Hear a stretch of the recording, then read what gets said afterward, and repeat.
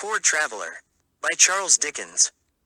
In the year 1799, a relative of mine came limping down to the town called Chatham. He was a poor traveler, without a penny in his pocket. He went there to get enlisted in the cavalry, but there was no cavalry in Chatham, so he enlisted in the regiment of the line. He wanted to join the regiment not because of the money but because he wanted to get shot. Richard was his name. He dropped his surname on the road down and took up Dick as his new surname. But since Dick is an abbreviation for Richard, people called him Double Dick. He had been betrothed to a beautiful lady called Mary Marshall. But she broke up with him.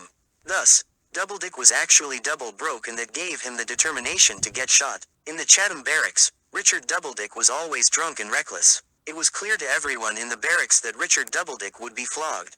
Captain Taunton was a young gentleman not 5 years his senior. He had bright, handsome dark eyes which Richard Doubledick felt ashamed when looking at them. One day, Richard Doubledick was called upon to Captain Taunton's quarters. Doubledick, do you know where you're going to? To the devil, sir. I feel pain to hear that. I'm a common soldier, ready to be shot at any moment. Wouldn't your mother be happy if your praises were sounded from mouth to mouth through the whole regiment, through the whole country? I'm thankful to say that she's dead, sir. She would never have heard any good of me. Oh, spare me, sir. My friend.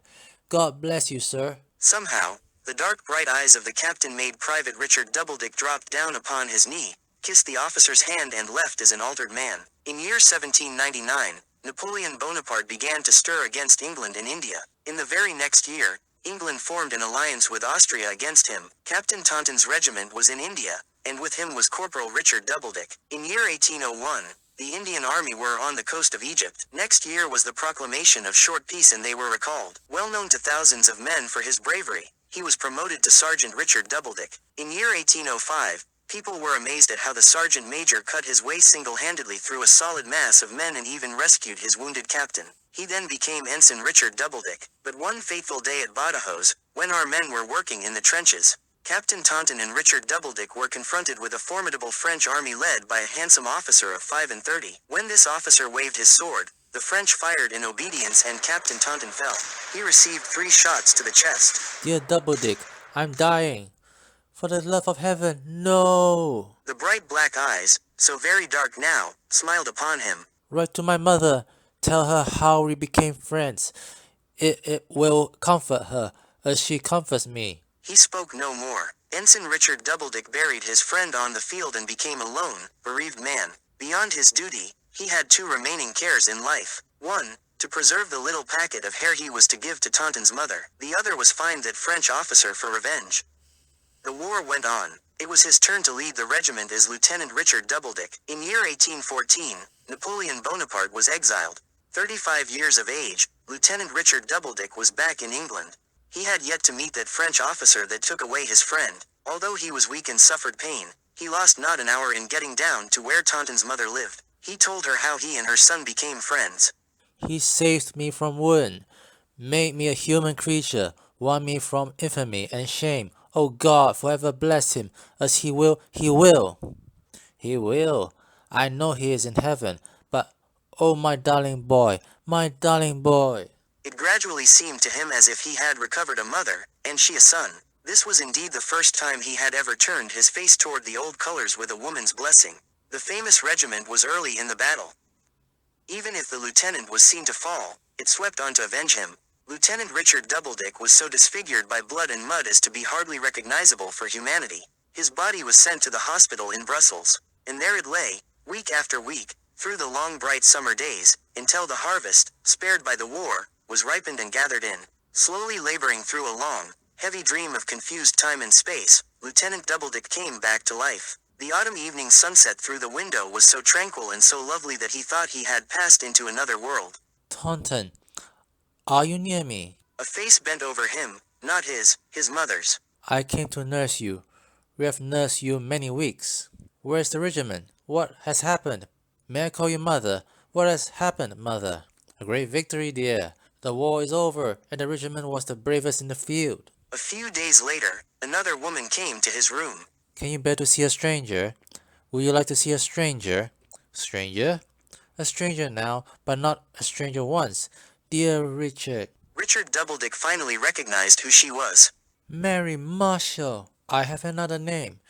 Do you want to hear it? Don't tell me you are married. I'm not breaking a rash vow. Richard, do you want to hear my other name? Never. She began telling him her story. She confessed that she still loved him wholeheartedly even after she left him. She never knew he was such a brave soldier and beloved by thousands and thousands. The mother of his dear friend found her and showed her in all his triumphs he had never forgotten her. He was wounded in a great battle and he was brought dying here in Brussels. She came to watch and tend him. When he lay at the point of death, he wished to marry her before he died, and that was the origin of her new name. Richard and Mary kissed. It was a long recovery but they were happy through it all. He was discharged as Captain Richard Doubledick, but even then, it became necessary for the captain, instead of returning to Britain, to complete his recovery in the climate of southern France. Mrs. Taunton went to the neighborhood of Aix. She grew into intimacy with a family belonging to that part of France. The intimacy began in her often meeting a pretty child, a girl who was never tired of listening to the solitary English lady's stories of her poor son in the cruel wars. At length, she came to know the family so well that she accepted their invitation to pass her last month of residence under their roof. Captain Doubledick, now a hearty handsome man in full vigor of life, came to visit Mrs. Taunton in Aix. He reached a large chateau of a genuine old ghostly kind. He walked in as the entrance door stood open. After a while in the gallery, his face turned white as he saw the French officer, the one who killed his friend. Monsieur le Captain Richard Doubledick, enchanté to receive you. My apologies. My servants were all out in the air. It was my daughter's birthday. I'm sure you heard that she was cherished by Madame Taunton. He has not remembered me, as I have remembered him. How should I tell him? You were at Waterloo? I was, and at Badajoz.